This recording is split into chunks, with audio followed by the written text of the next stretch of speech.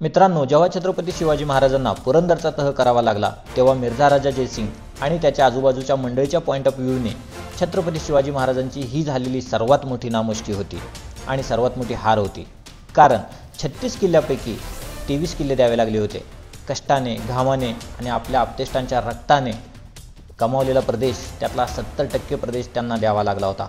यामुळे छत्रपती शिवाजी महाराज अत्यंत डिप्रेस्ड मनस्थितीत असतील अशीच काहीशी धारणा मिर्झा राजे जयसिंग आणि त्यांच्या लोकांची झाली होती. हे छत्रपती शिवाजी महाराज व मिर्झा राजा जयसिंगाच्या गोटात जेव्हा जातात तेव्हा तिथे एक व्यक्ती आहे, निकोलाओ मनुची. मिर्झा राजा जयसिंगाच्या तोफखान्याचा तो प्रमुख होता.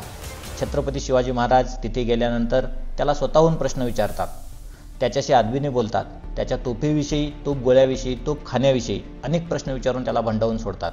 हा निकोलाओ मनुची त्यांच्याकडे पाहून आश्चर्य व्यक्त करतो. छत्रपती शिवाजी महाराजांना तो विचारतो, राजे, तुमच्यावरती वेळ काय आली आहे आणि तुम्ही प्रश्न काय विचारताय? तेव्हा छत्रपती शिवाजी महाराज त्यांना सांगतात, वेळेचे काय, आज चांगली उद्या वाईट.